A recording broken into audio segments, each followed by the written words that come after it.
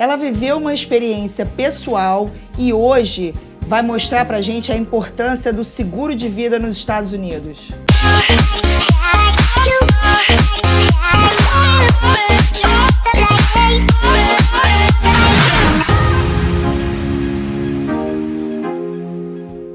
Você ficou curioso? Eu também. Hoje a gente tem uma convidada especial que vai contar pra gente tudo sobre seguro de vida. A vida com Rosângela Couto. Oi, Rosângela, tudo bem? Oi, tudo bem? Queria que você explicasse um pouquinho da tua história. Por que você resolveu criar a vida com Rosângela Couto? Eu resolvi criar, a vida com Rosângela Couto por uma experiência própria. O que eu desejo que outras famílias não passem pelo que eu passei. Então, a importância que se tem de ter uma estrutura financeira sólida, isso é muito importante, porque em 2016 eu tive uma perda, Eu vim para cá com a minha filha e no decorrer, o convívio com o marido e tudo indo muito bem, por mais que eu tivesse um planejamento excelente familiar, a gente estava se recuperando de algumas crises, financeiras, e eu tinha ali o domínio de tudo. Só não tinha o domínio da vida. Naquele momento, eu passei a buscar que era importante a gente ter uma base que era necessário para a continuidade da nossa vida, seja por uma doença ou seja por uma fatalidade. E estava no processo, estava ali, fiz várias cotações, que isso daí vamos dizer, hoje eu sei que é uma balela, vou falar um português que não é muito interessante, mas ali ficou. Meu marido foi viajar, e eu assim, não, é importante, porque ele era o único provedor da casa, eu não estava trabalhando. E a gente dependia dele, era eu, minha filha de 3 anos e ele. Ele, não, quando eu voltar a gente resolve. E essa questão, essa negligência minha de não me posicionar firmemente e colocar que deveria fazer, mesmo que depois a gente cancelasse, mesmo que depois o que fosse, eu sofri as consequências, porque ele não voltou da viagem. Ele teve uma fatalidade e dessa fatalidade ele não voltou. E aí veio a questão, o estresse emocional muito grande, eu sozinha com a minha filha aqui, sem família, e ele lá no hospital, não sabia se sobrevivia ou não. Sofri demais durante 3 dias até que veio o diagnóstico. Quando veio, foi a fase mais difícil, porque a gente perde o chão e a gente só vê sentimentos. Voltei para casa para poder tomar as ações que deveriam ser tomadas, para conversar com a família dele, e aí veio a questão financeira. Porque naquele momento o que tinha na conta era $1. Naquele momento não tinha um aluguel pago. Por mais que eu tivesse uma condição no Brasil, naquele momento eu não tinha, porque sempre cai, a gente está em calças curtas, Vamos dizer, o sapato ele nunca aperta, mas quando a gente dá um passo que a gente precisa correr um pouco mais, ele vai apertar. E foi o caso, Eu acabei tendo uma dificuldade grande e aí veio a ajuda dos amigos, fizeram o GoFund para poder a gente mandar, a família queria muito o corpo no Brasil, mas mesmo assim, eu tinha as minhas dificuldades e eu não tinha nenhuma habilidade aqui. E fui ajudada pelo GoFund, mas por quê? Por amigos, pessoas que há 30 anos se relacionavam com ele e que nos ajudou. Tudo que ele fez veio de volta. Por que eu me propus hoje a ajudar as famílias? Porque eu não quero que passe por esse estresse. Que não passe por uma condição financeira difícil. Porque a dor da perda é muito grande. Só quem perde sabe. Não tem como, é um buraco. Então a gente tem que trabalhar em cima dessa dor, dessa solidão e não ter uma questão de estresse financeiro. E é muito simples. Porque um contrato, você ter um seguro é muito barato. E hoje o seguro não é só um seguro, A gente pode contratar por um tempo determinado ou você pode fazer ao longo prazo uma aposentadoria, mas é importante ter. Para mim a base, hoje eu coloco que naquele momento, logo que em seguida, eu já fiz o meu seguro de vida aqui, né, para minha filha, porque ela é o sustento. Se eu faltar, ela tem como dar continuidade. Porque naquele momento que meu marido faltou, o que aconteceu? A gente parou a vida. Eu parei de caminhar, porque eu tive que olhar o que eu ia fazer, o que nós íamos fazer, né? Voltar para o Brasil, naquele momento eu também não podia, eu estava no processo de documentação aqui do Green Card. Então, tudo isso fez com que eu ficasse aqui e fosse tentar. Aí fui trabalhar, né? Não é desmérito nenhum, mas fui trabalhar algo que eu nunca tinha trabalhado. E aí eu fiz o meu planejamento. Aí eu busquei, não, durante esse um ano eu vou trabalhar firmemente e vou guardar para que no próximo ano eu possa investir como consultora financeira e ter a missão de ajudar as famílias, os brasileiros a se protegerem. Porque é uma questão de manter o sonho da família, de manter a continuidade. Ele foi, mas a gente ficou. E muitas vezes fica as dívidas também. Então a gente precisa de tudo isso. A gente não faz ideia, né, o quanto é em relação ao dinheiro. A gente acha assim, não, morreu, acabou. Não, esse pensamento ele é muito difícil, né? Se eu morrer, tá tudo bem. E quem fica precisa do suporte. É fundamental. A vida, ela precisa caminhar com o dinheiro. Diga-se de passagem que, no meu caso, eu fui ajudada. Por quê? O relacionamento. E eu faço pesquisa constantemente no GoFundMe, que é onde tem famílias que estão lá há mais de 6 meses pedindo para arrecadar $3.000 e não conseguem arrecadar $200. Por quê?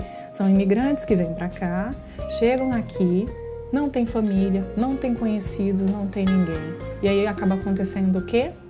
Justamente essa história, né? Fica lá, não tem o que fazer. Então, o seguro de vida, ele é uma muito simples, mas ele protege muito a gente. Seja no caso de uma doença ou de uma fatalidade. É importante. E como que funciona o seguro de vida aqui nos Estados Unidos? Qualquer um pode fazer, ainda que esteja fora de status? Como é que funciona? Hoje, nós temos algumas empresas de seguro de vida que ela proporciona, independente do seu status migratório, que você tenha um seguro de vida. Mas a gente também tem, né, aquelas pessoas que vêm a passeio aqui e que voltam para o Brasil, um seguro de vida aqui. A gente está falando de seguro de vida em dólar, é muito mais interessante do que em reais. Eu falo isso porque eu fiz essa troca, né? Eu cancelei o meu do Brasil e aí coloquei aqui, porque o valor do custo aqui do seguro de vida, ele é muito menor do que no Brasil, né? A gente está falando de indústrias que têm mais de 170 anos aqui. E no Brasil ainda é muitas taxas e isso acaba o custo sendo um pouco maior e a nossa moeda também desvalorizando, infelizmente. E quais são os tipos de seguro que você tem? A gente tem um seguro termo que você contrata por um tempo determinado. Então, aquele seguro você vai falar assim, eu quero 10 anos, 20 anos, 30 anos.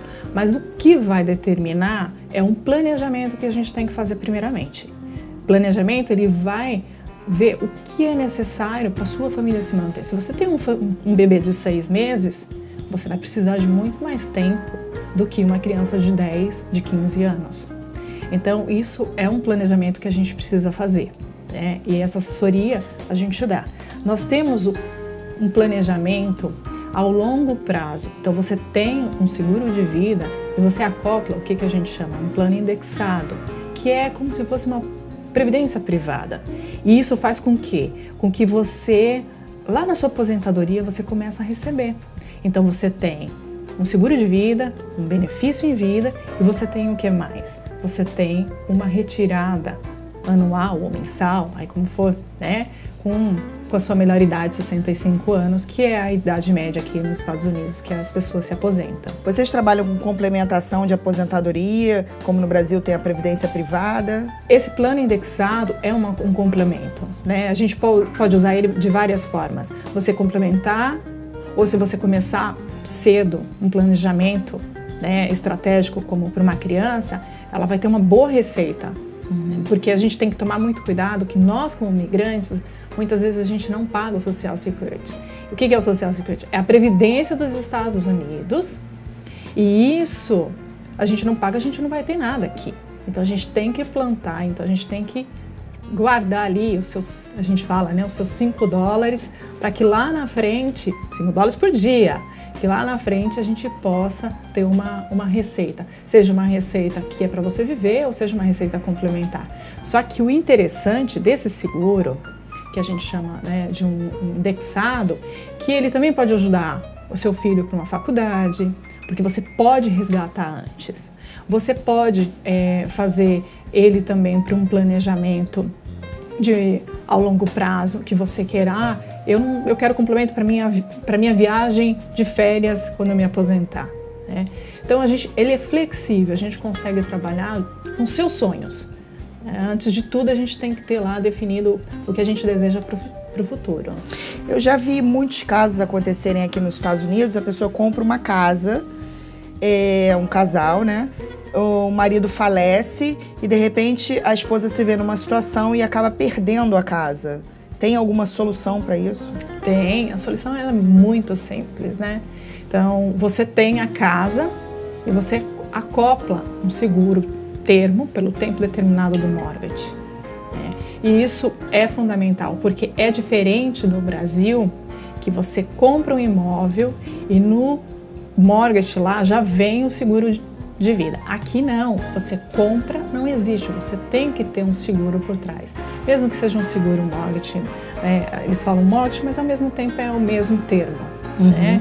É importante para não se perder. Então, se você comprou essa casa de $1 milhão, faça o seu seguro de 1 milhão, 1.200.000, por questões de documentação. Né? A gente tem que, porque a dívida continua, então a gente tem que se planejar. Muitas famílias realmente perdem. Tem casos de brasileiros que compra como investidor e o imposto de investidor é diferente de um residente. A gente sabe disso. Então, como o imposto é diferente, chega aí 45%, imagina você pagar 45%, que seja $500 mil de uma casa, é um valor bem significativo. Então, a família tem que ter para poder custear, né? E tudo isso a gente consegue também no planejamento indicar o que fazer. Aqui comprou com o investidor, o que a gente pode fazer? Né? A relação de crédito. Você falou em Social Security. A pessoa que tem Social Security não trabalha, ela está pagando esses $5 que você disse ou não? Não. O Social Security é igual a nossa Previdência no Brasil, o INSS. Se você trabalha, tá? Você tem... O empregador já retém. Aí a gente está falando, né, do 401k, né, que é aqui o 401, vamos falar assim. Que aí a empresa retém e você colabora, que é uma previdência privada, né, vamos dizer assim. E o social, ele está acoplado também, porque a empresa é responsável. Né? Mas igual agora você deu um exemplo, eu tenho social, eu trabalho, vou colocar... Né, eu trabalho por conta, ou eu não trabalho, né, eu tenho que pagar no meu imposto de renda. Mas eu não faço imposto de renda. Você tem que contribuir. Não contribuiu, não tem. Né? E existe, eles chamam aqui de CORA, mas existe a CORA é a quantidade de tempo que você precisa contribuir. Vamos colocar que no mínimo 10 anos você precisa contribuir para você ter algum benefício. Eu vou colocar mais uma evidência da minha experiência de vida. Meu marido trabalhava por conta, ele ganhava razoavelmente bem, mas ele não tinha controle, só quando uma mulher determina, né? A gente está ali para controlar, para ajudar, porque tem uma hora que a mulher ela vai ser responsável pela questão financeira. E nesse momento que eu comecei a olhar, né, se ele tinha pago, se ele não tinha, ele trabalhou por conta há mais de 20 anos. Ele trabalhou muito pouco, dos 30 anos que ele morou aqui, ele trabalhou muito pouco tempo para ser empregado. Ele era ele mesmo dono da sua empresa e fazia o dinheiro. Mas ele não se preocupou em pagar o Social Security. Quando o contador falava assim, não, a gente tem que colocar... Não, eu mesmo vou fazer minha aposentadoria. Eu não preciso disso. No momento que eu fui no Social Security para dar entrada para minha filha, porque ela é americana, falei, ela deve ter alguma coisa, né? Pô, o que vinha agora é lucro. Nesse momento, eu me deparei que ele não tinha as horas. Ele não contribuiu o tempo mínimo necessário para que ela, como filha, e eu, como viúva, recebesse alguma coisa. Então, negado, 0. A pessoa de 40, 50 anos nunca pagou. Ela pode começar a pagar, ela vai ter esse benefício aos 65 anos, fica mais caro, como é? Qualquer um pode ter o seguro de vida. Quanto mais novo você começa, você tem uma possibilidade de fazer uma arrecadação, né, de você contribuir para o seu futuro. Aí a gente fala realmente no planejamento, né? Então, mas qualquer um pode, com 50, ele vai ter que contribuir um pouco mais. Então, a criança que pode contribuir $50 por mês, vamos colocar assim, uma pessoa com 20 contribuindo, né, $5 por dia, com 50 você tem muito pouco tempo, então vai contribuir um pouco mais, mas com certeza. O importante, primeiro de tudo, eu faço um comparativo muito interessante na minha análise, né? A gente tem que ter um carro andando muito bem, independente de qual é o modelo. Ele tem que estar seguro. Por quê? Se os pneus ali não estão seguros, você não vai para lugar nenhum. Assim é as nossas finanças. Assim é a nossa base sólida, né? Porque eles falam sempre o exemplo da casa, mas para mim é o carro. Se você não estiver segura com o seu carro, você não vai para... A finança é a mesma coisa. Se você não estiver segura nas suas finanças, qualquer baque vai dar. Então, proteja-se. Tenha um mínimo um seguro de vida. Mínimo. Independente da idade, né? Porque tem muita gente também que se acha, ao contrário, muito nova, nada vai acontecer, mas a gente sabe que as coisas acontecem. Acontece até porque a gente está muito mais expostos a ter riscos de doenças do que a fatalidade. Hoje, os estudos, por a gente ter mais longevidade, a gente está mais expostos, né? E, infelizmente, a doenças como câncer, como um derrame, e isso o seguro vai te dar um aporte, não vai deixar a sua finança ir para o buraco. A gente sabe que a questão financeira pesa muito, né? E a gente tem a mania de dizer que tudo é muito caro, sem saber. Então, quanto custa um seguro de vida?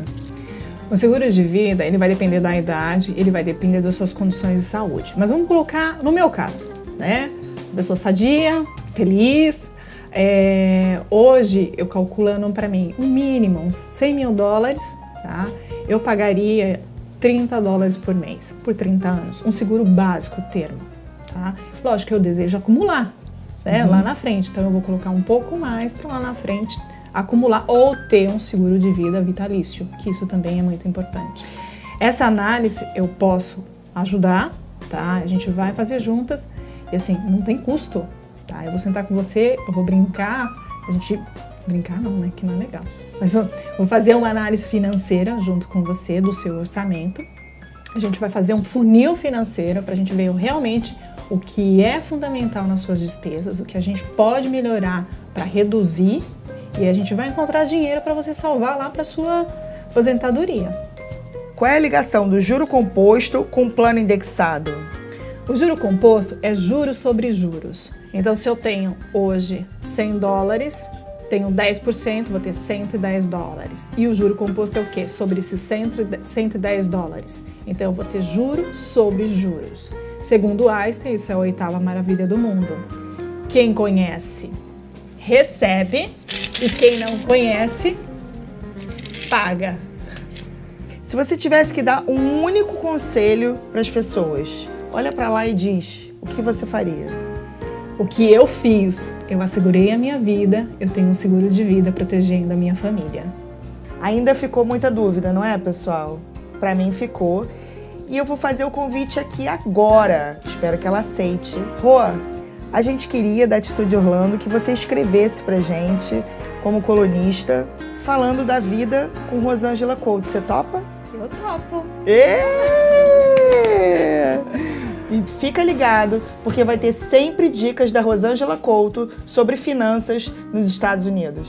Para você, seguidor da Atitude Orlando, que assistir esse vídeo, dê um like, se inscrever no canal e entrar em contato comigo, receberão um brinde especial. E eu vou dar para você também uma consultoria financeira gratuita. Então fica ligado, porque a Rosângela Couto agora vai dar dicas sobre finanças nos Estados Unidos. E se você tiver qualquer dúvida, pode escrever pra gente que a gente encaminha pra Rosângela e esclarece tudo o que você quiser.